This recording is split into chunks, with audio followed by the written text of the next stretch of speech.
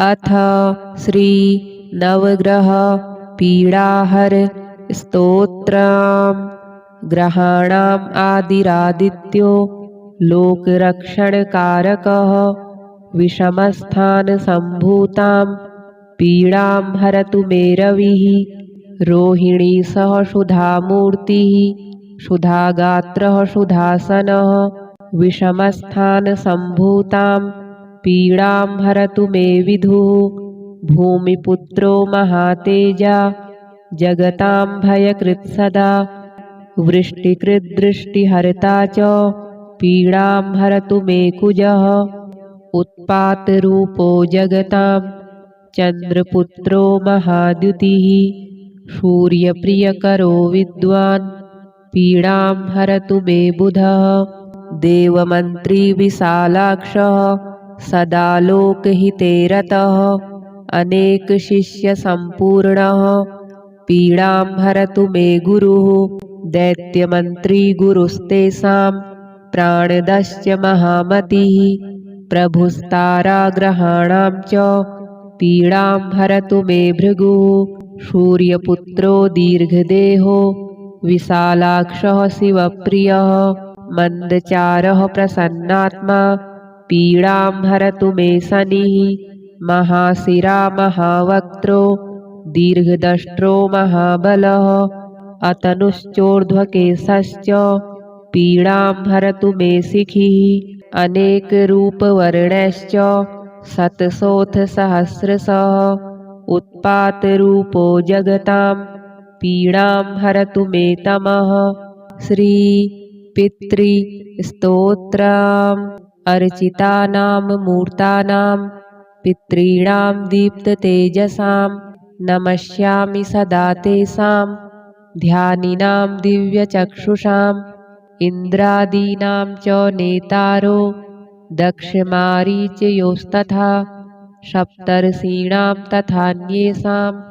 तान् नमस्यामि कामदान्। मन्वादीनां मुनीन्द्राणां सूर्याचन्द्रमसोस्तथा तान् नमस्याम्यहं सर्वान्। पितॄनभ्युदधावपि नक्षत्राणां ग्रहाणां च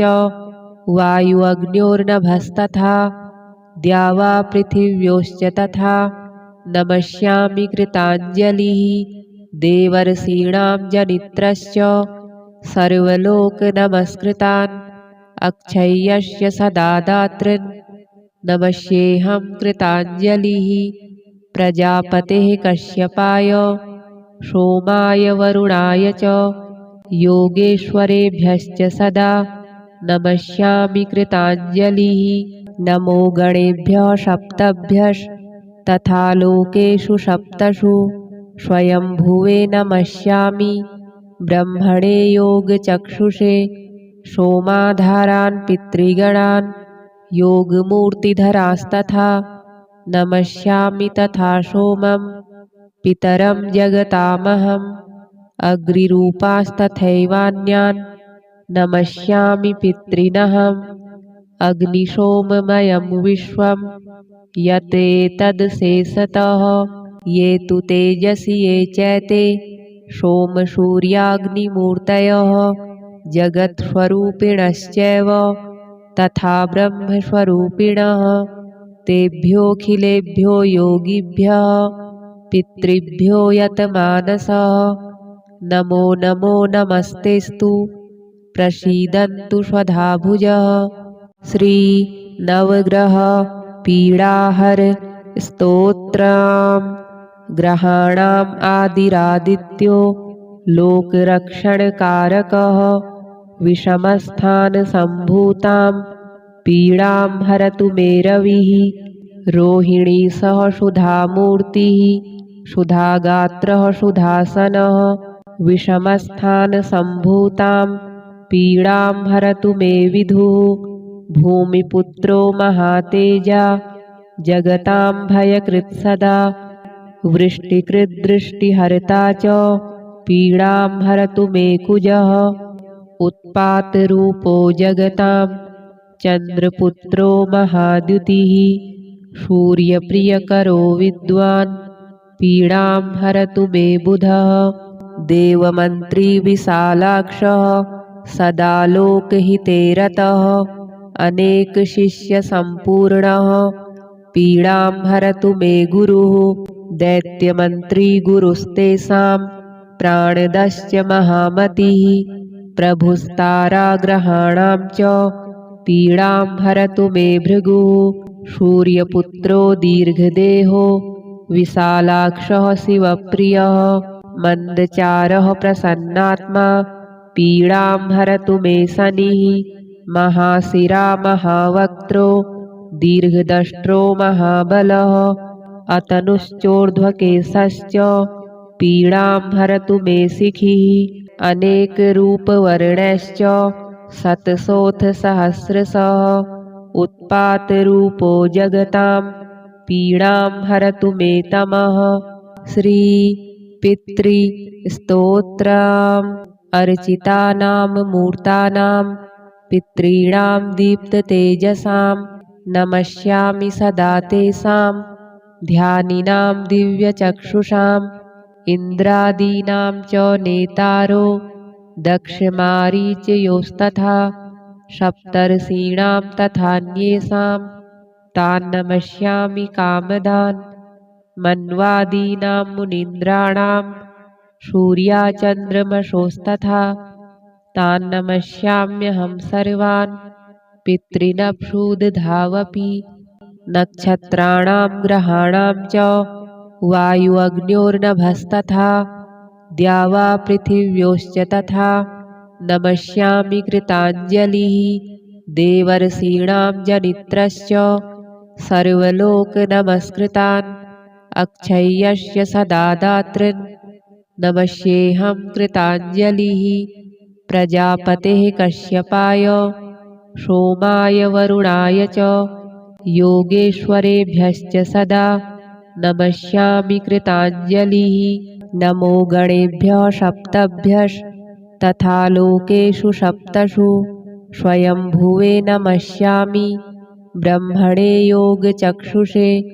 सोमाधारान् पितृगणान् योगमूर्तिधरास्तथा नमस्यामि तथा सोमं पितरं जगतामहम् अग्निरूपास्तथैवान्यान् नमस्यामि पितॄनहम् अग्निशोममयं विश्वं यतेतदशेषतः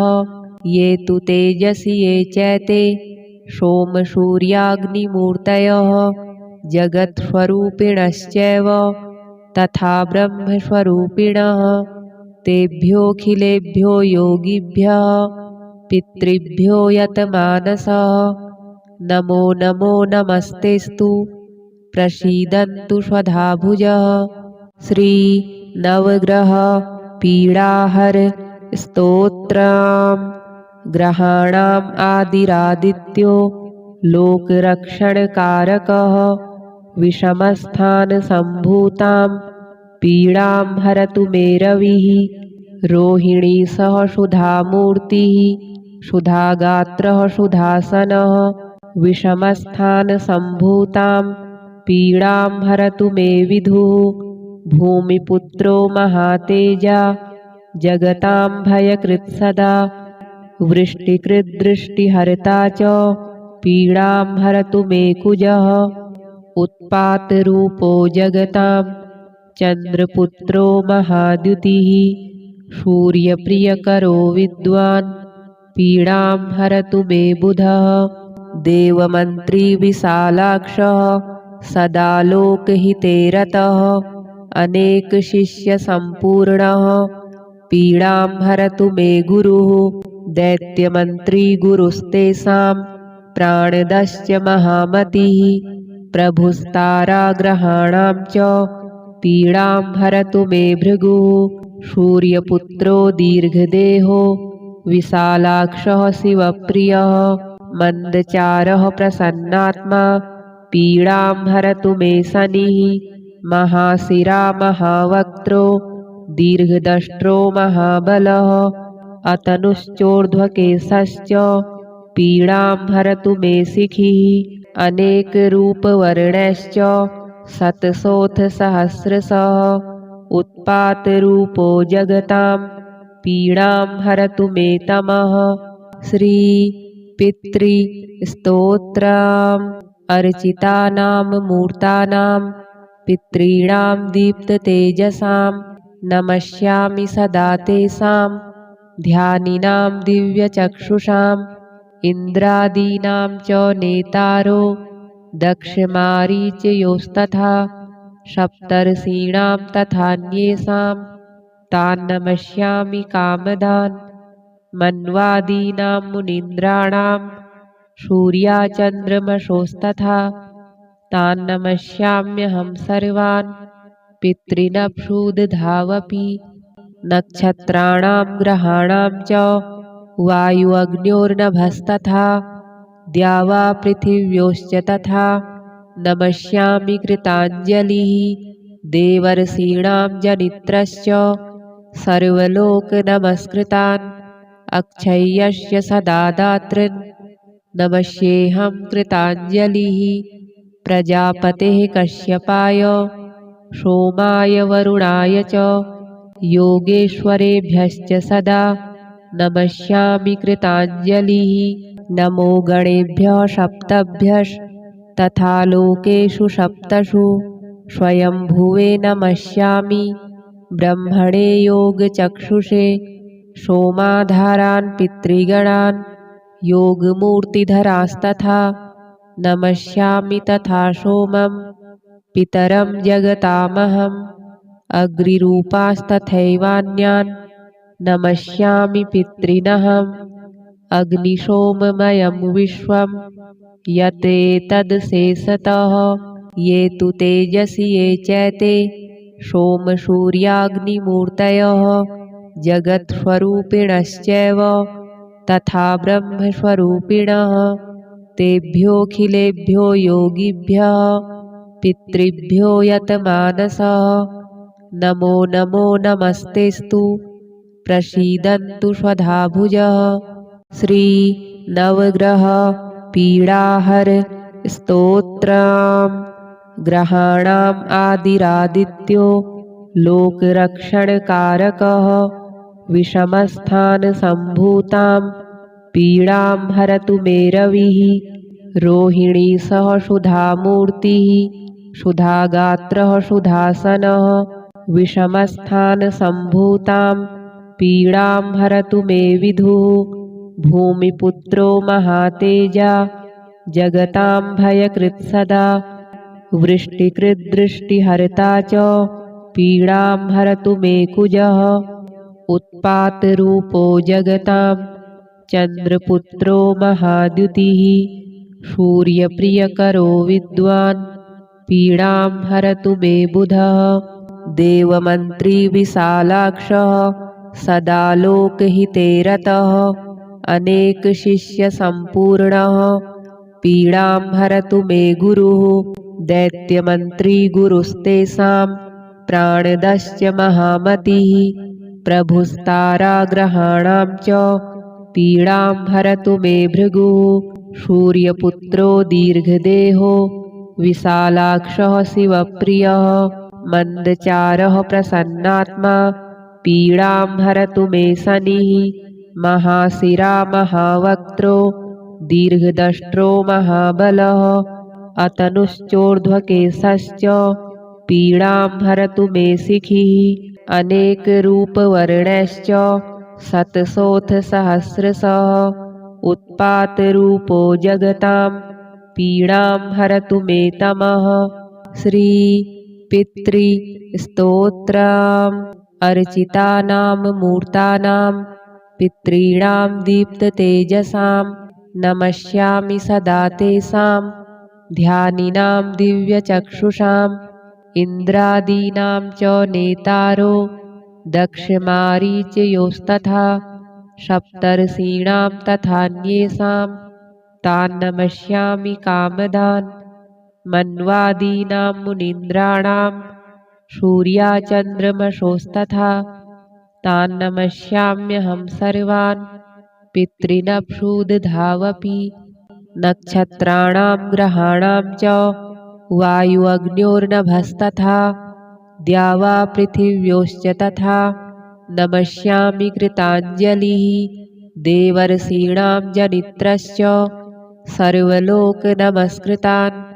अक्षय्यस्य सदा दातॄन् नमस्येऽहं कृताञ्जलिः प्रजापतेः कश्यपाय सोमाय वरुणाय च योगेश्वरेभ्यश्च सदा नमस्यामि कृताञ्जलिः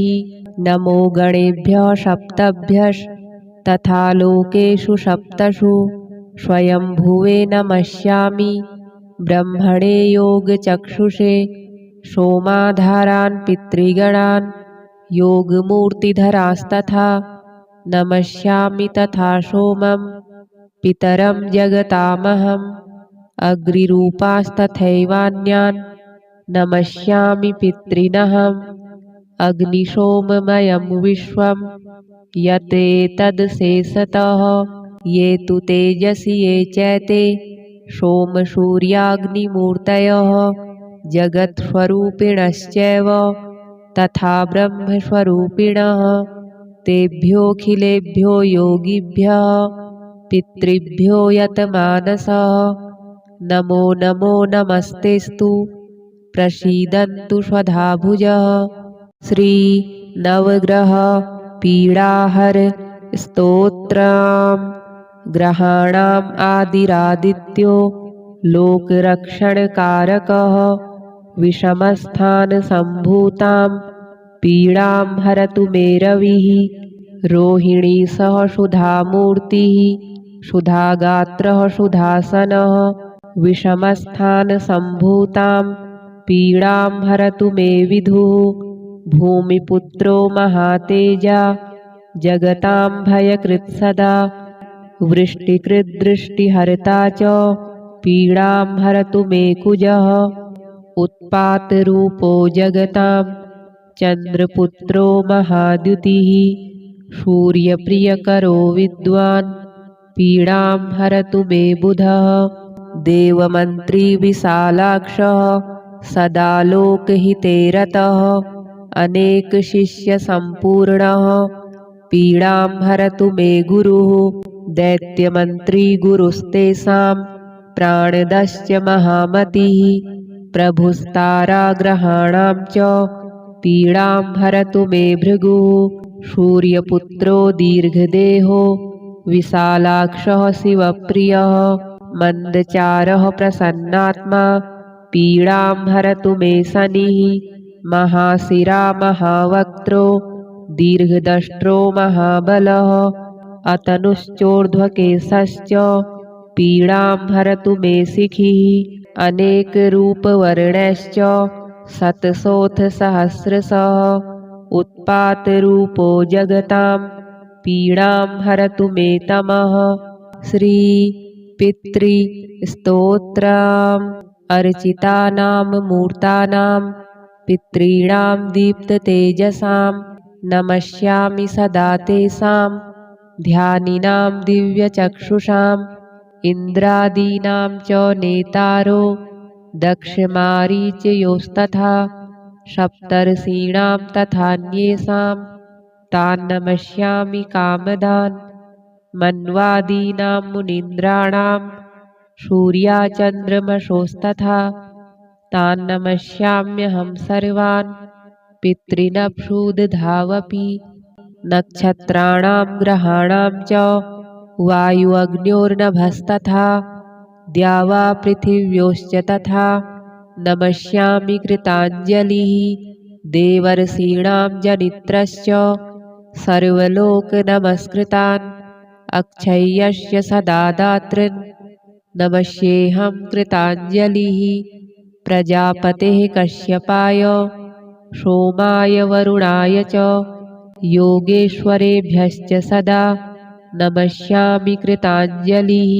नमो गणेभ्यः सप्तभ्यस्तथा लोकेषु सप्तषु स्वयंभुवे नमस्यामि ब्रह्मणे योगचक्षुषे सोमाधारान् पितृगणान् योगमूर्तिधरास्तथा नमस्यामि तथा सोमं पितरं जगतामहम् अग्निरूपास्तथैवान्यान् नमस्यामि पितॄनहम् अग्निशोममयं विश्वं यतेतदशेषतः ये तु तेजसि ये चैते सोमसूर्याग्निमूर्तयः जगत्स्वरूपिणश्चैव तथा ब्रह्मस्वरूपिणः तेभ्योऽखिलेभ्यो योगिभ्यः पितृभ्यो यतमानसः नमो नमो नमस्तेस्तु प्रसीदन्तु स्वधाभुजः। श्री नवग्रह पीडाहर स्तोत्रम्। ग्रहाणाम् आदिरादित्यो लोकरक्षणकारकः विषमस्थानसम्भूतां पीडां हरतु मे रविः रोहिणी सह सुधामूर्तिः सुधागात्रः सुधासनः विषमस्थानसम्भूतां पीडां हरतु मे विधुः भूमिपुत्रो महातेजा जगतां भयकृत् सदा वृष्टिकृद्दृष्टिहर्ता च पीडां हरतु मे कुजः उत्पातरूपो जगतां चन्द्रपुत्रो महाद्युतिः सूर्यप्रियकरो विद्वान् पीडां हरतु मे बुधः देवमन्त्री विशालाक्षः सदा लोकहिते रतः अनेकशिष्यसम्पूर्णः पीडां हरतु मे गुरुः दैत्यमन्त्री गुरुस्तेषां प्राणदश्च महामतिः प्रभुस्ताराग्रहाणां च पीडां हरतु मे भृगुः सूर्यपुत्रो दीर्घदेहो विशालाक्षः शिवप्रियः मन्दचारः प्रसन्नात्मा पीडां हरतु मे शनिः महाशिरा महावक्त्रो दीर्घदष्ट्रो महाबलः अतनुश्चोर्ध्वकेशश्च पीडां हरतु मे शिखिः अनेकरूपवर्णश्च शतशोऽथ सहस्रशः उत्पातरूपो जगतां पीडां हरतु मे तमः। श्री पितृस्तोत्रम्। अर्चितानां मूर्तानां पितॄणां दीप्ततेजसां नमस्यामि सदा तेषां ध्यानिनां दिव्यचक्षुषाम् इन्द्रादीनां च नेतारो दक्षमारीचयोस्तथा सप्तर्षीणां तथान्येषां तान् नमस्यामि कामदान् मन्वादीनां मुनीन्द्राणां सूर्याचन्द्रमसोस्तथा तान् नमस्याम्यहं सर्वान् पितॄनभ्युदधावपि नक्षत्राणां ग्रहाणां च वायु अग्न्योर्नभस्तथा द्यावा पृथिव्योश्च तथा नमस्यामि कृताञ्जलिः देवर्षीणां जनित्रश्च सर्वलोकनमस्कृतान् अक्षय्यस्य सदा दातॄन् नमस्येऽहं कृताञ्जलिः प्रजापतेः कश्यपाय सोमाय वरुणाय च योगेश्वरेभ्यश्च सदा नमस्यामि कृताञ्जलिः नमो गणेभ्यः सप्तभ्यस्तथा लोकेषु सप्तषु स्वयंभुवे नमस्यामि ब्रह्मणे योगचक्षुषे सोमाधारान् पितृगणान् योगमूर्तिधरास्तथा नमस्यामि तथा सोमं पितरं जगतामहम्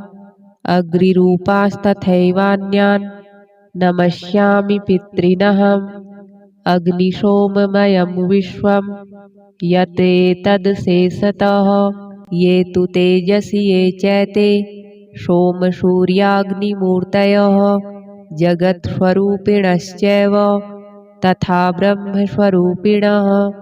तेभ्योऽखिलेभ्यो योगिभ्यः पितृभ्यो यतमानसः नमो नमो नमस्तेस्तु प्रसीदन्तु स्वधाभुजः। श्री नवग्रह पीडाहर स्तोत्रम्। ग्रहाणाम् आदिरादित्यो लोकरक्षणकारकः विषमस्थानसम्भूतां पीडां हरतु मे रविः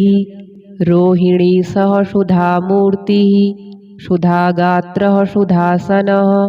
विषमस्थानसम्भूतां पीडां हरतु मे विधुः भूमिपुत्रो महातेजा जगतां भयकृत्सदा वृष्टिकृद्दृष्टिहर्ता च पीडां हरतु मे कुजः उत्पातरूपो जगतां चन्द्रपुत्रो महाद्युतिः सूर्यप्रियकरो विद्वान् पीडां हरतु मे बुधः देवमन्त्री विशालाक्षः सदा लोकहिते रतः अनेकशिष्यसम्पूर्णः पीडां हरतु मे गुरुः दैत्यमन्त्री गुरुस्तेषां प्राणदश्च महामतिः प्रभुस्ताराग्रहाणां च पीडां हरतु मे भृगुः सूर्यपुत्रो दीर्घदेहो विशालाक्षः शिवप्रियः मन्दचारः प्रसन्नात्मा पीडां हरतु मे शनिः महाशिरा महावक्त्रो दीर्घदष्ट्रो महाबलः अतनुश्चोर्ध्वकेशश्च पीडां हरतु मे शिखिः अनेकरूपवर्णश्च शतशोऽथ सहस्रशः उत्पातरूपो जगतां पीडां हरतु मे तमः श्री पितृस्तोत्रम् अर्चितानां मूर्तानां पितॄणां दीप्ततेजसां नमस्यामि सदा तेषां ध्यानिनां दिव्यचक्षुषाम् इन्द्रादीनां च नेतारो दक्षमारीचयोस्तथा सप्तर्षीणां तथान्येषां तान् नमस्यामि कामदान् मन्वादीनां मुनीन्द्राणां सूर्याचन्द्रमसोस्तथा तान् नमस्याम्यहं सर्वान् पितॄनभूदधावपि नक्षत्राणां ग्रहाणां च वायुअग्न्योर्नभस्तथा द्यावा पृथिव्योश्च तथा नमस्यामि कृताञ्जलिः देवर्षीणां जनित्रश्च सर्वलोकनमस्कृतान् अक्षय्यस्य सदा दातॄन् नमस्येऽहं कृताञ्जलिः प्रजापतेः कश्यपाय सोमाय वरुणाय च योगेश्वरेभ्यश्च सदा नमस्यामि कृताञ्जलिः नमो गणेभ्यः सप्तभ्यस्तथा लोकेषु सप्तषु स्वयंभुवे नमस्यामि ब्रह्मणे योगचक्षुषे सोमाधारान् पितृगणान् योगमूर्तिधरास्तथा नमस्यामि तथा सोमं पितरं जगतामहम् अग्निरूपास्तथैवान्यान् नमस्यामि पितॄनहम् अग्निशोममयं विश्वं यतेतदशेषतः ये तु तेजसि ये चैते सोमसूर्याग्निमूर्तयः जगत्स्वरूपिणश्चैव तथा ब्रह्मस्वरूपिणः तेभ्योऽखिलेभ्यो योगिभ्यः पितृभ्यो यतमानसः नमो नमो नमस्तेस्तु प्रसीदन्तु स्वधाभुजः श्री नवग्रह पीडाहर स्तोत्रम् ग्रहाणाम् आदिरादित्यो लोकरक्षणकारकः विषमस्थानसम्भूतां पीडां हरतु मे रविः रोहिणी सह सुधामूर्तिः सुधागात्रः सुधासनः विषमस्थानसम्भूतां पीडां हरतु मे विधुः भूमिपुत्रो महातेजा जगतां भयकृत्सदा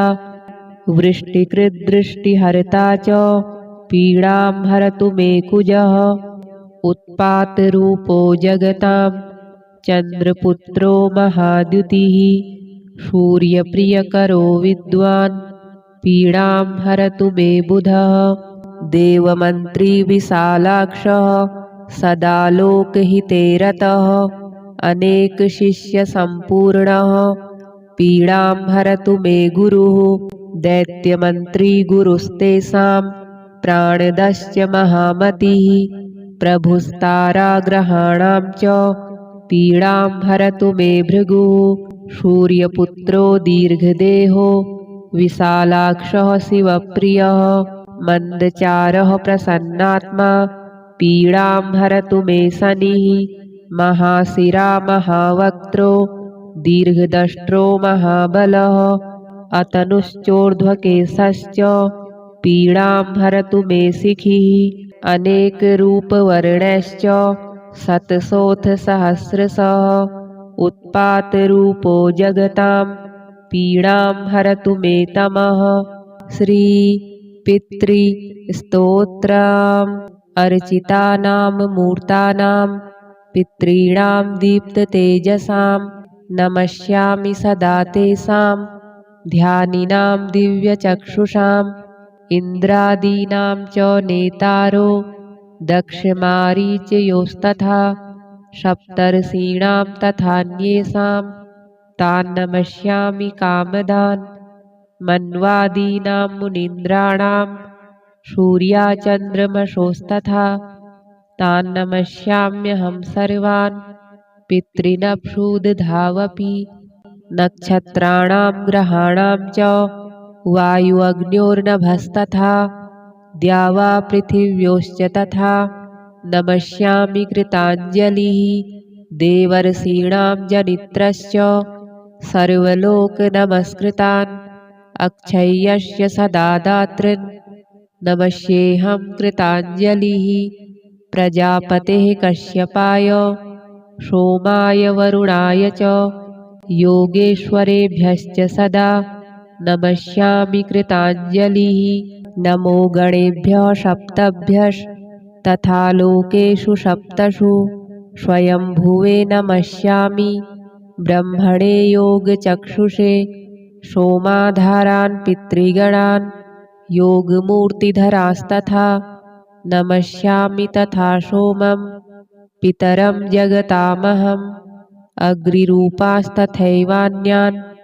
नमस्यामि पितॄनहम् अग्निशोममयं विश्वं यतेतदशेषतः ये तु तेजसि ये चैते सोमसूर्याग्निमूर्तयः जगत्स्वरूपिणश्चैव तथा ब्रह्मस्वरूपिणः तेभ्योऽखिलेभ्यो योगिभ्यः पितृभ्यो यतमानसः नमो नमो नमस्तेस्तु प्रसीदन्तु स्वधाभुजः। श्री नवग्रह पीडाहर स्तोत्रम् ग्रहाणाम् आदिरादित्यो लोकरक्षणकारकः विषमस्थानसम्भूतां पीडां हरतु मे रविः रोहिणी सह सुधामूर्तिः सुधागात्रः सुधासनः विषमस्थानसम्भूतां पीडां हरतु मे विधुः भूमिपुत्रो महातेजा जगतां भयकृत्सदा वृष्टिकृद्दृष्टिहर्ता च पीडां हरतु मे कुजः उत्पातरूपो जगतां चन्द्रपुत्रो महाद्युतिः सूर्यप्रियकरो विद्वान् पीडां हरतु मे बुधः देवमन्त्री विशालाक्षः सदा लोकहिते रतः अनेकशिष्यसम्पूर्णः पीडां हरतु मे गुरुः दैत्यमन्त्री गुरुस्तेषां प्राणदश्च महामतिः प्रभुस्ताराग्रहाणां च पीडां हरतु मे भृगुः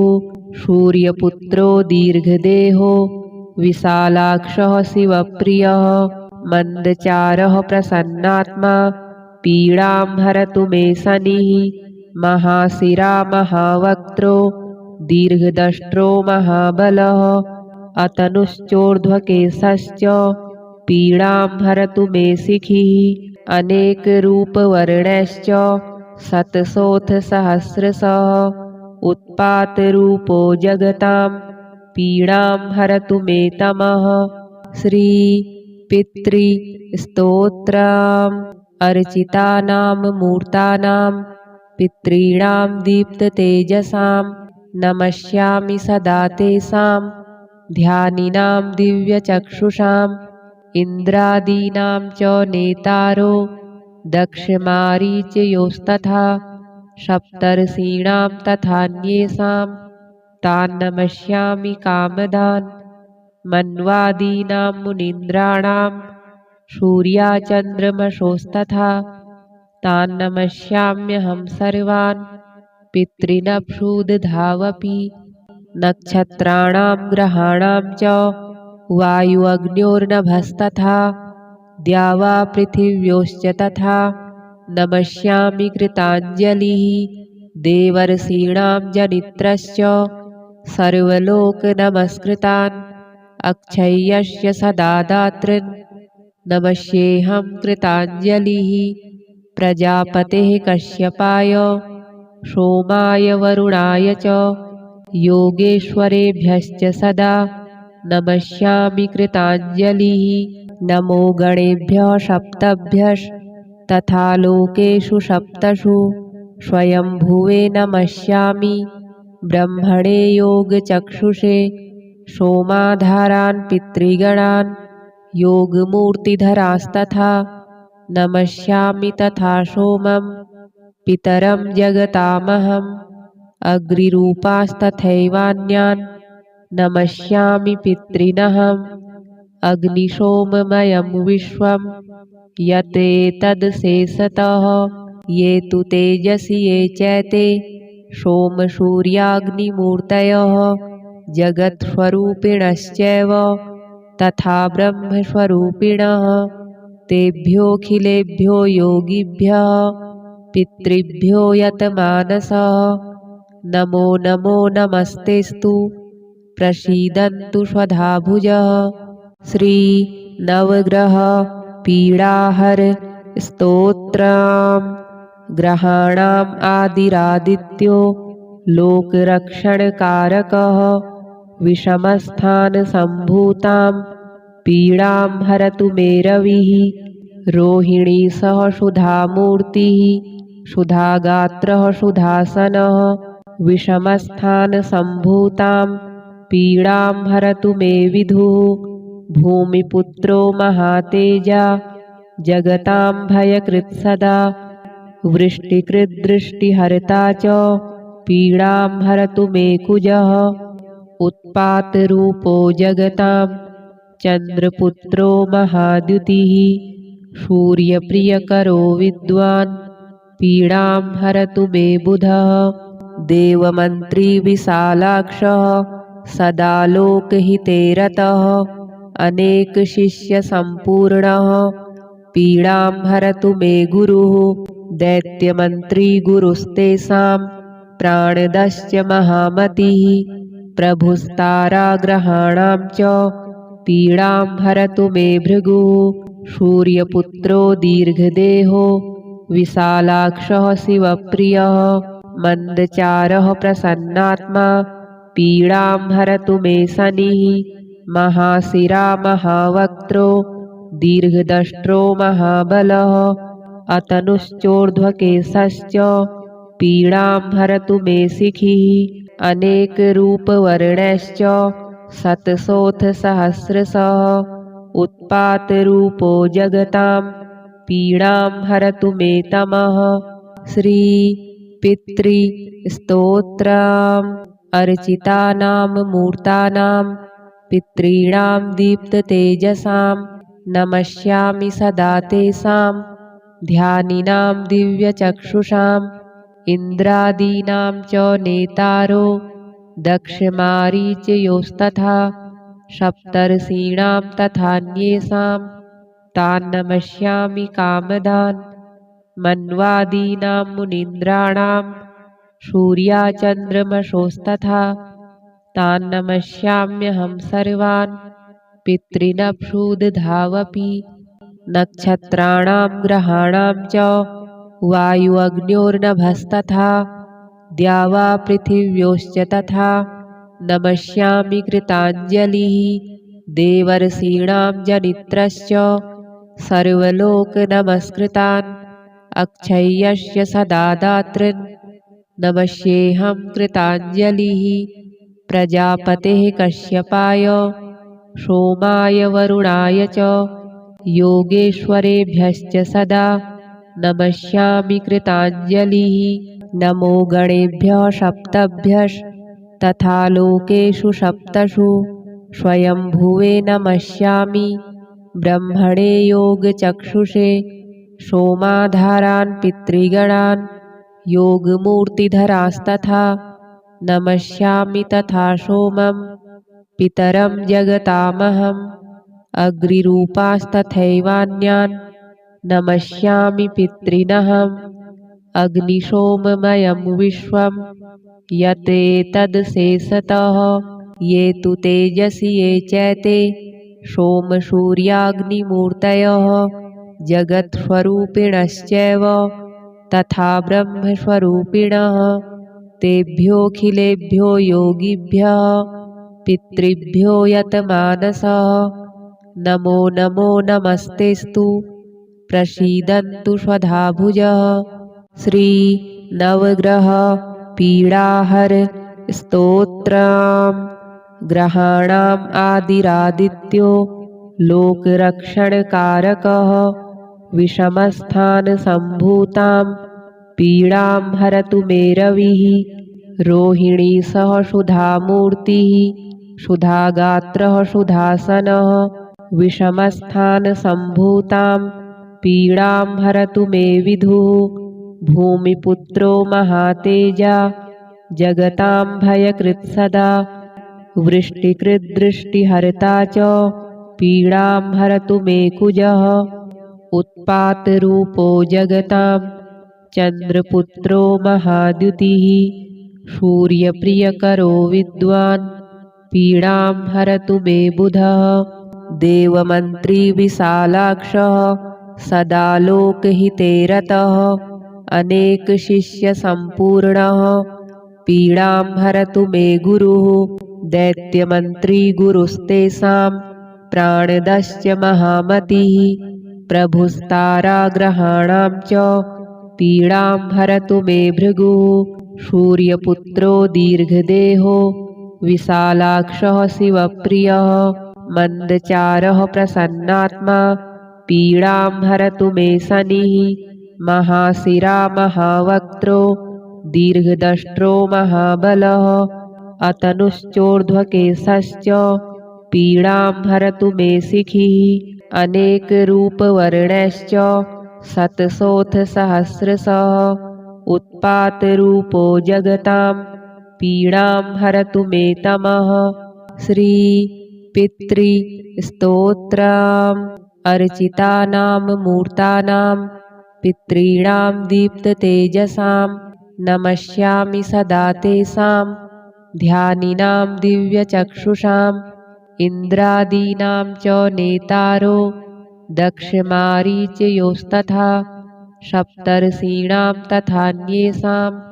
तान् नमस्यामि कामदान्